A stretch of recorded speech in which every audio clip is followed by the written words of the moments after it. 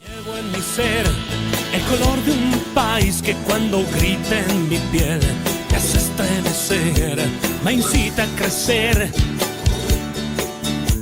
y vuelvo a creer. Haber entregado la vida a mi patria me ha llevado a comprender que lo único que necesita mi Bolivia es el corazón de todos y cada uno de nosotros. Que la única forma de crecer es aprender a querer el rojo, amarillo y verde. Es por eso que yo he decidido ser un servidor a la patria y hacer de este gran país una patria grande. ¡Que viva Bolivia! ¡Que viva!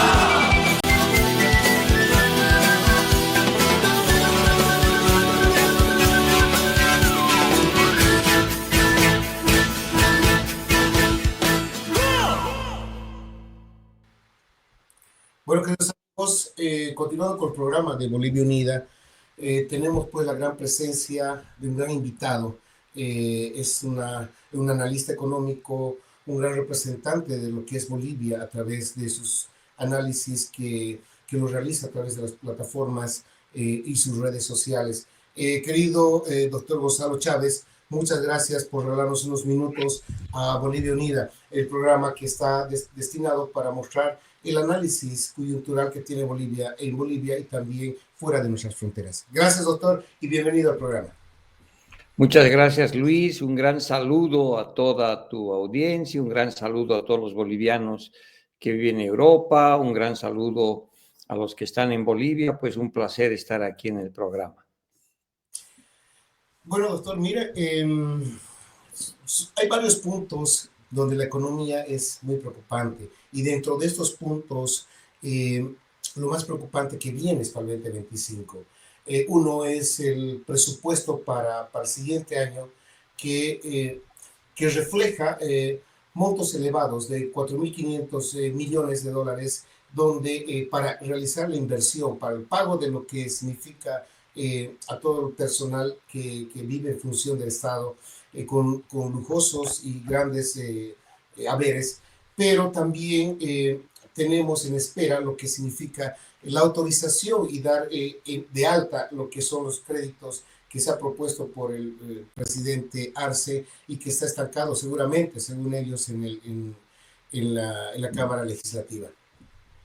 Mira, el tema del presupuesto se está repitiendo la misma historia del 2024 que termina. El gobierno mandó el presupuesto el año pasado, no lo pudieron aprobar en la Asamblea y como no hubo acuerdo de la Asamblea, pues por ley automáticamente este fue aprobado por el Ejecutivo. Lo mismo va a ocurrir ahora. Si uno agarra el presupuesto del 2024, los presupuestos que este tenía no se han cumplido ninguno. Para el año 2024 se decía que la inflación iba a ser 3.7% al año, vamos a terminar con una inflación cercana al 10%. Se dijo que el crecimiento económico de la economía boliviana sería alrededor de 3.7% y vamos a estar con un crecimiento cercano al 2%. La inversión pública también se ofreció en 4.000 millones de dólares y no vamos a llegar ni a la mitad. Se dijo que el tipo de cambio iba a estar en 6.86, 6.96 y el tipo de cambio, como tú bien sabes, está superior al 11, 12 bolivianos por dólar. O sea, todos los supuestos no se cumplen. Lo mismo ha ocurrido con el presupuesto para el próximo año. Se lo mandó el 30 de octubre, sin embargo, desapareció por más de un mes en la Asamblea, lo metieron en alguna gaveta y solo a principios de diciembre, finales de noviembre, comenzaron a debatir, presentaron los principales supuestos que son también muy alejados de la realidad, son iguales que del 2024 y pasaron una semana, otros 3, 4 días, se discutió parte de este presupuesto en la Comisión de Economía de la Asamblea y ahí quedó. Entonces, el gobierno nunca tuvo la intención de que el presupuesto sea aprobado por la Asamblea. Simplemente cumplió el formalismo, dejó que el tiempo pase y el 1 de enero, sin discusión en la Asamblea, vas a tener un presupuesto totalmente irrealista y alejado de los hechos económicos, ¿no? Este presupuesto habla igual de una inflación de 7%, probablemente vamos a estar hasta fin del 2025 en el doble. Te habla de un crecimiento de 3,5, no creo que lleguemos a 1,5. Y así sucesivamente. Y lo más grave de este presupuesto es que sigue con un déficit público de menos 9,2% del Producto Interno Bruto. Esto como el año pasado, el anteaño pasado, exactamente lo mismo. El problema es cómo lo financias. Este presupuesto intentaba financiar este déficit primero con una deuda externa más elevada. Se pedía como 3,000 millones de dólares de lo que es mercados privados, 1,000 millones de organismos internacionales, 500 millones de dólares de la CAF, de la Corporación Andina de Fomento. Sin embargo, esto obviamente como la Asamblea no aprobó, para aprobar esos préstamos necesitas aprobación de la Asamblea. Entonces, al año nadie va a aprobar esto porque pues no tiene ni pies ni cabeza que si no apruebes el presupuesto vayas a aprobar por partes, ¿no es cierto? Claro. No tiene ni pies ni cabeza. Entonces, el gobierno no va a poder tener esos recursos y va a seguir estrangulado por el lado externo. Pero en el presupuesto hay varios temas bastante complicados de financiamiento especialmente, ¿no? Uno está que este presupuesto, que es una ley, sustituye a otra ley, la ley del oro, que se llamaba, donde esa ley, hace más o menos un poco más de un año, autorizó al gobierno, al Ejecutivo, a vender de las 44 toneladas de oro que teníamos de las reservas internacionales, a vender 22, pero también mandaba a que el Banco Central de Bolivia mantenga 22 toneladas en oro. Con esta ley van a modificar la ley 1503, así se llama la ley del oro, y van a poder empeñar las últimas 22 toneladas de oro. Entonces, esa va a ser una fuente de financiamiento para el año, pero por supuesto mandar una pésima señal a los radares de los inversionistas y los consumidores en Bolivia, porque si tú comienzas a vender las últimas joyas de la abuela, pues no es difícil concluir que tu situación económica es muy dramática, es muy difícil. Entonces van a hacer eso. Entonces, esa es la primera preocupación de este presupuesto que va a ser aprobado directamente por el Ejecutivo. Van a gastar las últimas 22 toneladas de oro que tenemos.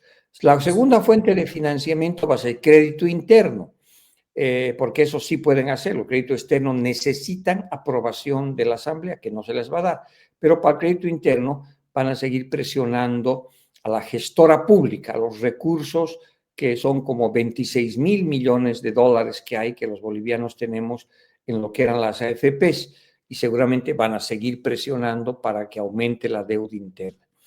Inclusive va a seguir la deuda, digamos, para pagar cosas del 2024. Hay un artículo en las disposiciones finales transitorias que dice que el Banco Central de Bolivia le va a prestar al gobierno boliviano, al Tesoro General del Estado, para que cumpla sus necesidades del 2024, le va a prestar dinero. Entonces significa que el presupuesto, que todavía ni siquiera ha sido aprobado, ya está siendo utilizado para financiar el déficit público del 2024.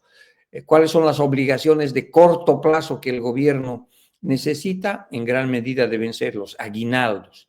Entonces, el gobierno se está prestando plata del futuro, del 2025, para financiar el gasto de estos días, seguramente en la aguinaldo. Entonces, eso te muestra, pues, cómo el tema fiscal, el tema del presupuesto está siendo totalmente manejado políticamente frente a un deterioro de todas las variables macroeconómicas. La inflación se ha disparado, el crecimiento está más lento, el problema de la ocupación es gravísimo, hay solamente trabajo muy precario en el sector informal, tienes déficit público por más de 12 años, no hay dólares, sigue la escasez especialmente de diésel, aunque de gasolina ha disminuido un poco, En fin, hay un deterioro generalizado de las variables macroeconómicas en Bolivia que no se vislumbra que puedan ser paradas.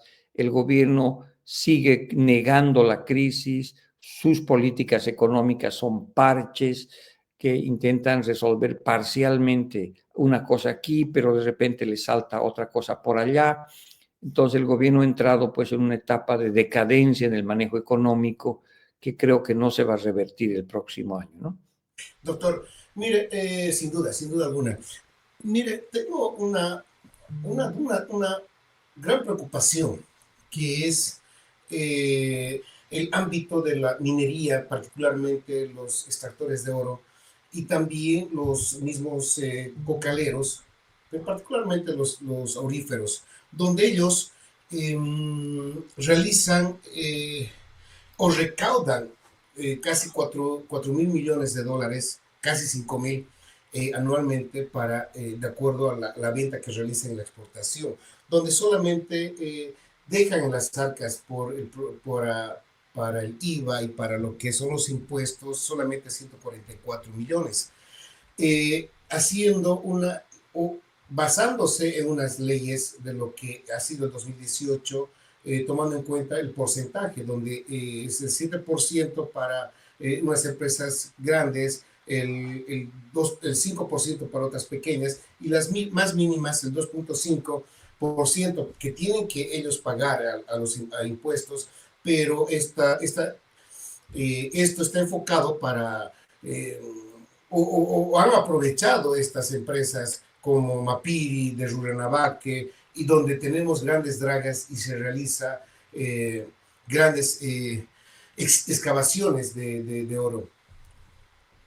Mira, el tema minero ha vuelto a crecer, ¿no? No solamente la minería del oro ha crecido en los últimos años, el 2022, 2023, las exportaciones del sector minero han sido como 6.000 millones de dólares. Ahí incluís cooperativistas mineros, sobre todo oro, pero hay también estaño, plata, concentrado, hay parte que es minería privada, digamos, transnacionalizada, hay parte minería estatal, pero los más grandes, sin duda alguna, son los cooperativistas mineros. En general, todo el sector minero paga pocos impuestos, ¿no? Y en particular es muy preocupante el tema del oro. Las exportaciones de oro han llegado, las legales, las que están registradas, como a 3.000 millones de dólares, y probablemente hay gente que dice que puede estar en 4.000 cuando incluimos el contrabando, porque hay mucho contrabando de oro. Hay oro peruano, hay oro colombiano, hay oro brasileño que sale por Bolivia, o que salía por Bolivia por lo menos hasta hace un año atrás. Lo que ha ocurrido es que este sector, como tú bien dices, tiene un impacto ambiental terrible. Bolivia es el principal importador de mercurio en el mundo y usamos mercurio para extraer oro, especialmente el aluvional, el que sale en nuestros ríos, y eso está en el norte de La Plaza, está en Beni, está en Pando, y es dramático. Entonces, y como tú nos decías, pagan solamente regalías, alrededor del 2%, y tal vez pagan un poquito más, pero no llegan al 4% de total de impuestos. En el mejor momento, legalmente, fue como 3.000 millones de dólares y pagaron pues 60 millones de dólares, ¿no? Lo mismo está ocurriendo también con otras actividades como la plata, como el estaño, todos vinculados a los cooperativistas, ¿no? Los cooperativistas pues son un poder político sumamente grande que hace que pues sea muy difícil controlarlos o presionarlos. De hecho, el ministro de Minería en Bolivia es un cooperativista minero del oro. Entonces han puesto al ratón a cuidar del queso. Entonces, la situación del sector minero es sumamente complicada, pagan muy pocos impuestos y obviamente en el tema del oro es muy grave. Sin embargo, hacia adelante algo hay que hacer, hay que transformar ese sector porque yo creo que se avecina un nuevo superciclo de las materias primas, un nuevo superciclo de la minería. Vinculados porque aquí en Europa y en Estados Unidos están acelerando la transformación energética. Transformación energética significa electrificación, sobre todo en el mundo, electrificación que usa energía solar y eólica sobre todo.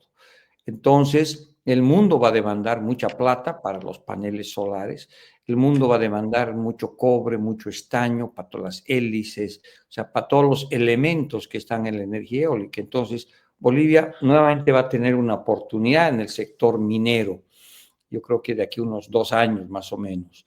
Y si seguimos con esta estructura impositiva, si seguimos con esta organización de más de 250,000 cooperativistas mineros, o si seguimos con una empresa estatal grande e ineficiente como es Comibol, y si seguimos con muy pequeña inversión extranjera directa, no vaya a ser que vayamos a perder nuevamente esta ventana de oportunidad que se va a abrir en algunos años más para la minería.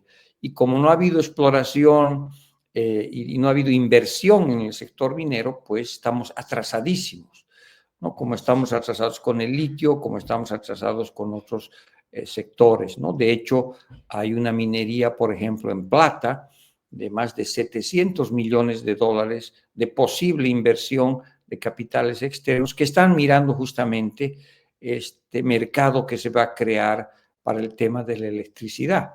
Pero las condiciones jurídicas, impositivas, son muy desorganizadas, ¿no? Entonces el sector minero está pues cayéndose a los pedazos, controlado por cooperativistas mineros, no solo en el oro, sino si tú vas a Potosí, Potosí se ha convertido en una ciudad fantasma, en una ciudad completamente contaminada, en gran medida por los cooperativistas que no tienen sobre los cuales no hay ningún tipo de control y destruyen el medio ambiente y producen de manera muy precaria. Entonces, si no haces algo en el tema de la minería, pues vas a perder la oportunidad, ¿no? Sin duda. Sí, querido doctor. Marco, ¿alguna consulta que puedas añadir a la entrevista con el doctor Chávez?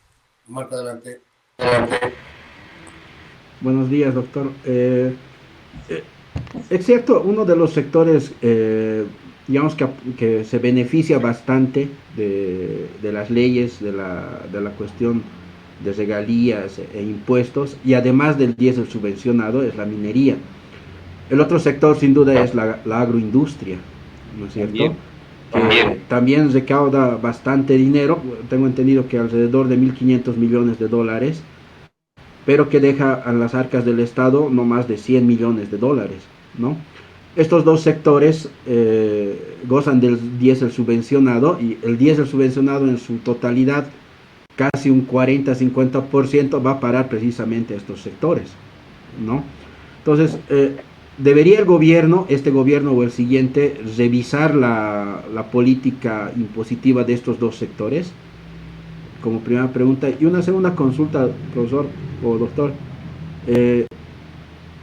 ¿La agroindustria es sostenible sin el modelo cruceño de la agroindustria? ¿Es sostenible sin la subvención de los hidrocarburos, del diésel en particular? Bueno, mira, cuando hablamos de la agroindustria hay que precisar que es un sector bastante complejo, ¿no? Hay que separar primero, yo diría, todo lo que es la producción, todo lo que tiene que ver con la producción de soya y otros productos, la agricultura particularmente, por una parte. Esa agricultura tiene muchos sectores, tiene un sector grande, ¿no es cierto?, en cierta medida inclusive controlado por capitales brasileños. Se dice que el 50% de la producción de soya boliviana está hecha por inversiones brasileñas. Entonces tú tienes por una parte grandes productores. Por otra parte, tienes pequeños productores gigantes, o sea, que ha crecido de manera gigante. Todo lo que ha sido la colonización y el avance que se ha producido para producir, digamos, y abastecer a la industria, que ya tiene que ver con agarrar la soya el sorgo o los girasoles y volverlo aceite, torta de soya y otros productos, pues tiene como base, como te digo, esta diversidad que es sumamente compleja. En un primer momento no hay la menor duda que los subsidios han ayudado a todos, ¿no es cierto?, a dar saltos importantes.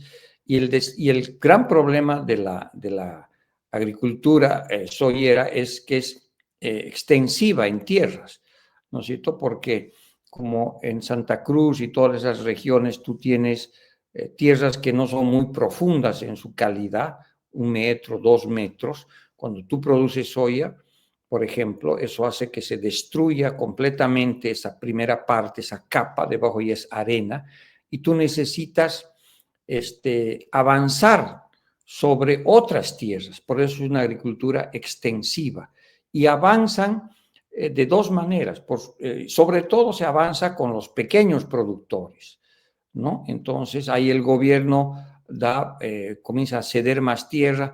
Todos estos incendios forestales que se han producido últimamente, en realidad son chaqueos que hacen incrementar la frontera agrícola de los pequeños y medianos. Estos pequeños y medianos le venden o le alquilan la tierra a los grandes, ¿no es cierto?, o producen ellos mismos y son los que también se benefician del subsidio, ¿no? Los grandes, de alguna manera, también con toda la crisis de hidrocarburos que ha habido, han comenzado y hace muchos años no tienen diésel subsidiado, porque no lo encuentran, porque el mercado ha desaparecido. Pero son empresas grandes que ya han incorporado a sus costos y pueden resistir que no haya subsidios a los hidrocarburos. Pero yo diría más del 50-60% son pequeños y medianos, que dependen absolutamente del subsidio.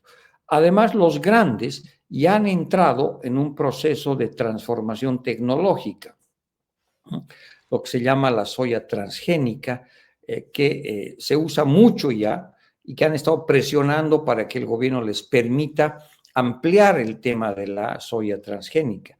Y tú tienes los grandes que ya han incursionado en eso, y eso significa aumentos de productividad.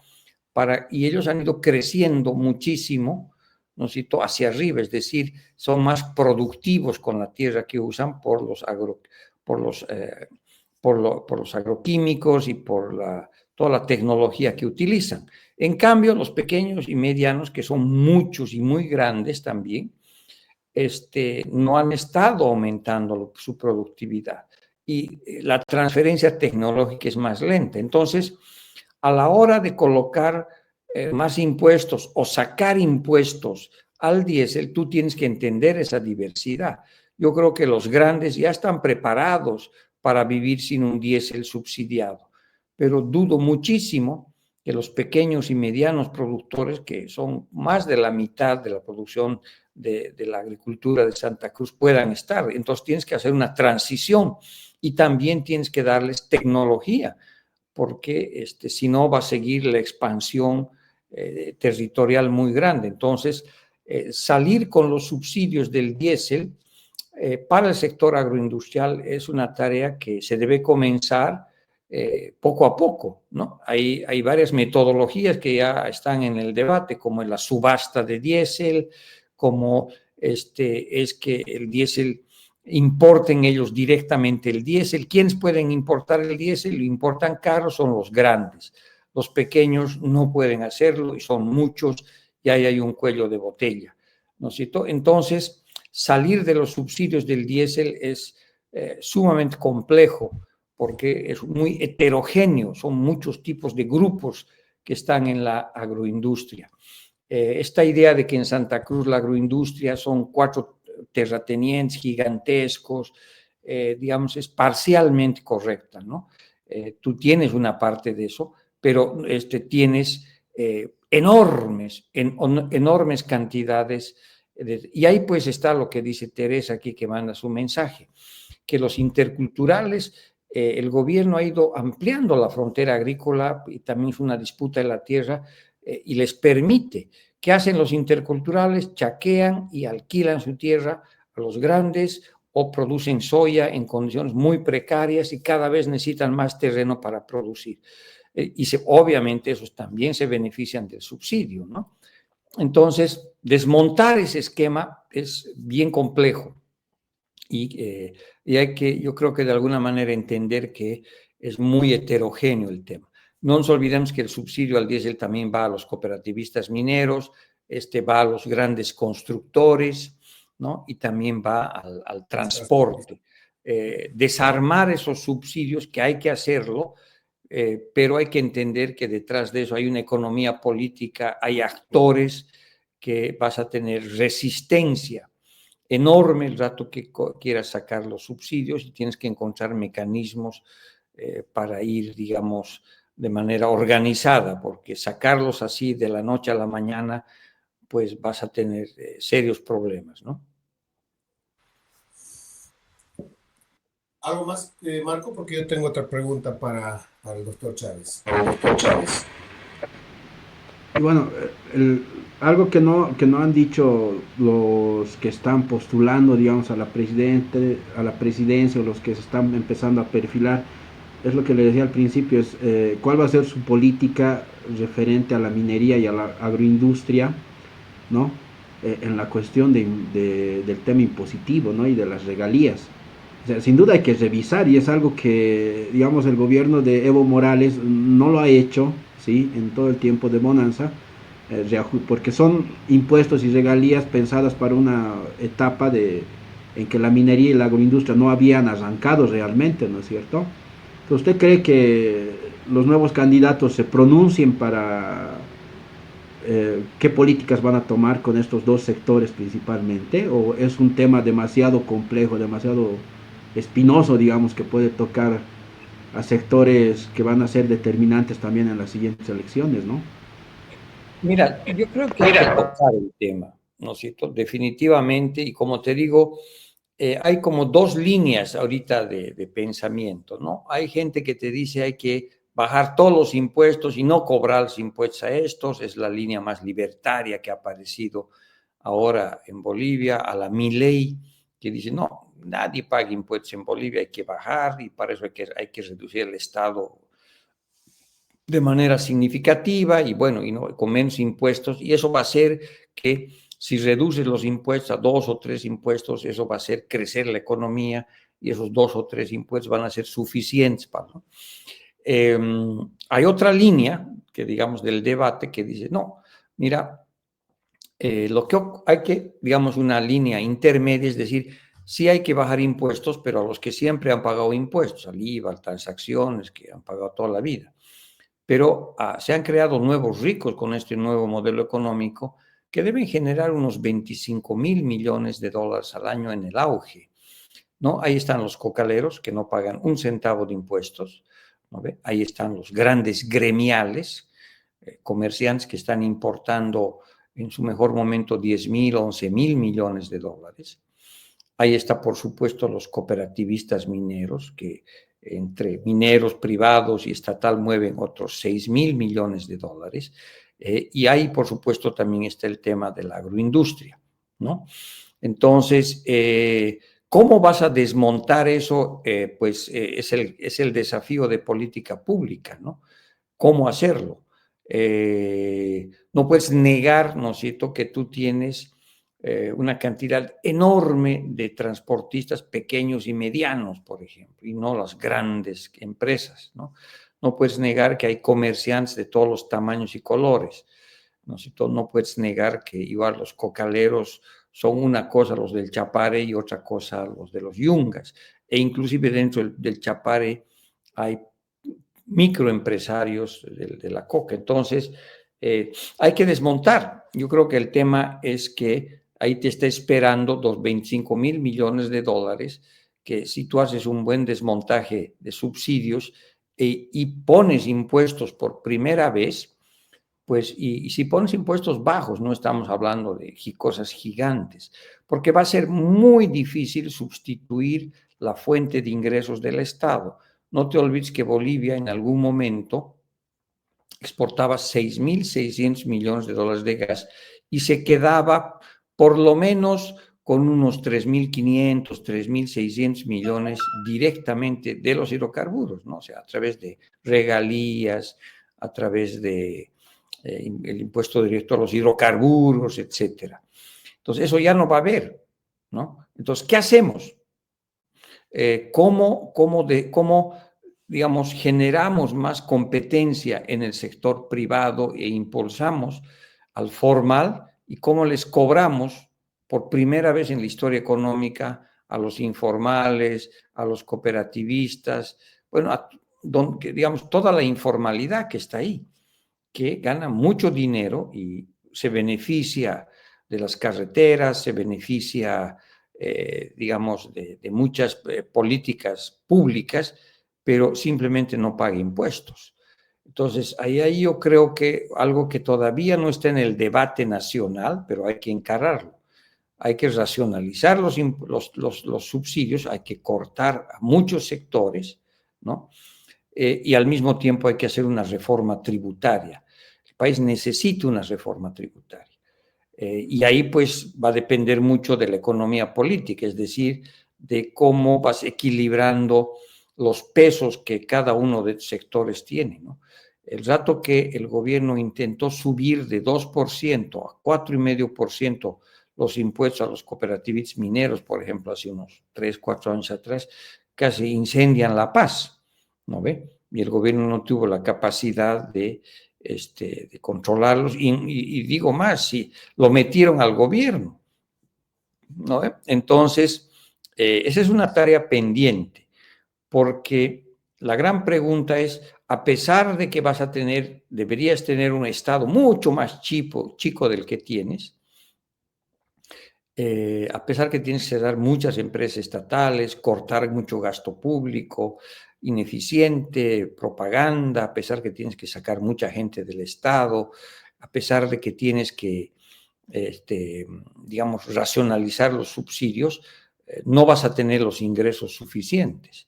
Entonces, esa nueva estructura tributaria, donde los que nunca han pagado paguen un poquito y los que han pagado siempre les rebajes otro poco, pues es una ingeniería política sumamente compleja, pero que el próximo gobierno tiene que encararla. Sin duda, ¿no? Y no escuchamos propuestas en este sentido, creo, de los nuevos candidatos, ¿no? Personalmente no he escuchado. Creo que es muy prematuro. Sí, yo creo que todavía recién se van a comenzar a ver esas propuestas. Un poco el Tuto ya ha hablado de uno 10-10-10, que es una propuesta que hacen en Paraguay de impuestos. Yo creo que recién va a comenzar esos temas, ¿no? En realidad ninguno de los candidatos todavía ha hecho una propuesta formal. Tal vez Doria Medina es el que más se ha animado a decir, pero digamos los candidatos que alguna chance tienen todavía están sondeando, no tienen propuestas concretas en materia tributaria, ¿no? Doctor, mire, tengo una pregunta que seguramente a todos los compatriotas, a todos los bolivianos tienen esa incertidumbre. Es el cómo vamos a ingresar, cómo va a ingresar el boliviano de a pie, el que trabaja a las 8 a 12 horas del día. ¿Cómo va a ser la economía poniendo un margen antes de las elecciones y tomando en cuenta y haciendo una valoración después de las elecciones y después de lo que asuma el nuevo presidente, o cuál sería la coyuntura en esas tres fases que realmente estamos en las ascuas de lo que estamos viviendo, si estamos ingresando a estos problemas económicos? Bueno, va a ser un periodo bastante difícil, ¿no? Pero yo te diría que el primer semestre del 2025 va a ser un poquito mejor, porque el gobierno va a gastar la plata que no tiene, especialmente si es que, digamos, Arce es candidato, o si hay un candidato oficial del gobierno. Las elecciones en Bolivia y en cualquier parte del mundo se ganan con plata, se ganan con gasto. Entonces, probablemente el primer semestre tú vas a ver que van a seguir tirando la casa por la ventana. ¿no? El problema es que no tienen ese dinero, pero yo creo que van a ir en esa línea, ¿no es cierto?, de mucho gasto. Y van a ir negando y posponiendo los problemas, ¿no? Entonces, eso va a ser así. Tú vas a tener un primer semestre, pues, yo diría, si es que no se complican las cosas, porque podrían complicarse, relativamente tranquilo, porque el gobierno, como te digo, va a meter mucha plata, los candidatos también meten plata, comienzan a regalar cosas, se mueve la propaganda, se mueven los regalos, los gastos, y eso mueve a la economía, ¿no? Pero una vez que ya haya un baño de realidad, pues el próximo gobierno, si fuera el gobierno nuevo, digamos, si fuera la oposición, bueno, lo primero que se hace, siempre se le echa los primeros 6 meses la culpa al anterior. Dice, bueno, espérenme, señores, me han dejado un desastre, ¿no? Porque no soy mago, ¿no? Entonces han dejado un desastre y bueno, yo necesito un tiempo, siempre hay una luna de miel, ¿no es cierto? Entonces, y el gobierno tiene que hacer, ahora, en algún momento tiene que hacer los ajustes duros que hay que hacer. O sea, no hay manera de que puedas comenzar un ciclo económico y político diferente si no haces ajustes. Vas a tener que controlar la inflación, vas a tener que conseguir dólares, vas a tener que cortar gasto público, vas a tener que hacer políticas monetarias contractivas, es decir, para salir del tipo de crisis a la cual hemos entrado, no hay mucho misterio, ¿no? Es decir, no necesita ser neoliberal o neokeynesiano o libertario. Cualquier persona con sentido común sabe que si tus ingresos han caído en un 40% y tú sigues gastando lo mismo, hay que hacer un ajuste entre lo que recibes de ingresos y lo que gastas e inviertes, ¿no? Y para eso, pues, o cortas radicalmente las cosas, que es un camino, o lo que tú vas a tener que hacer es también conseguir plata para pasar esta transición, ¿no? Es decir, por eso se habla de conseguir plata del Fondo Monetario Internacional, reactivar el Club de París para pedir dinero de cooperación y de apoyo a diferentes países. Entonces, no hay la menor duda que en esta segunda etapa tienes que cerrar los huecos, no vas a poder crecer. ¿Cuán radical puede ser en eso? Va a depender de tu fortaleza política con la votación. Yo creo que como están las cosas, salvo que ocurra un milagro, la gobernabilidad del próximo gobierno va a ser muy baja. Entonces, tampoco va a poder hacer una política de ajuste durísima que se necesita. Entonces, tendrá que hacer lo que pueda hacer, ¿no es cierto? Y lo que pueda hacer va a depender de la plata que consiga y de la capacidad que tenga de hacer un buen ajuste económico y que el ajuste no lo saque del gobierno, ¿no? Porque eso puede ocurrir. Ahora, si la votación está muy fragmentada, va a haber problemas de gobernabilidad, vas a tener al movimiento al socialismo en la oposición. Entonces, el próximo periodo en términos económicos puede ser de más inestabilidad, porque Bolivia no es Argentina, ¿no es cierto? No estamos tampoco estamos en el año 1985, cuando había una gran demanda de estabilidad, cuando la gente te decía, haz lo que tengas que hacer, porque la cosa no puede ir más lejos.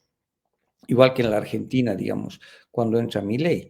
A Milei dijeron, salva este asunto porque más abajo ya no podemos caer.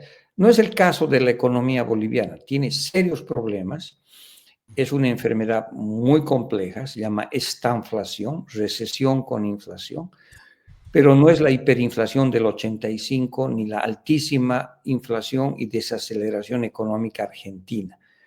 Es una crisis diferente, ¿no? Y por lo tanto, pues vas a tener que hacer políticas económicas bien complejas, pero va a depender mucho si tienes espalda electoral para poder implementarla, ¿no? Sin duda, querido doctor. Mire, quiero agradecerle a nombre de todos los los que nos están observando a través de las diferentes plataformas del Búnker, las plataformas que nos siguen en Estados Unidos, en toda Europa y Bolivia misma.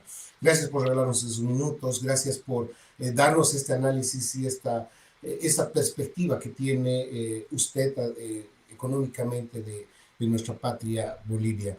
Muchas gracias y espero que no sea pues la última vez que podamos tener y nos siga acompañando en el programa de Bolivia Unida.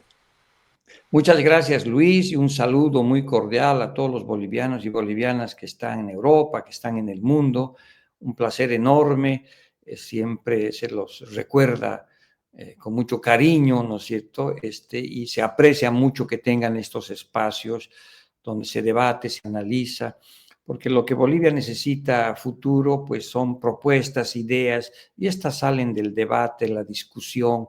Tenemos que conversar mucho, porque va a haber un periodo muy complejo y bueno, se están esperando ideas, propuestas para salir de esto, ¿no?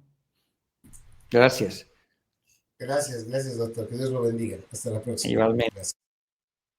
Gracias. Bueno, queridos amigos, hemos tenido la gran participación del doctor Gonzalo Chávez en el análisis de la economía que sufrimos en Bolivia.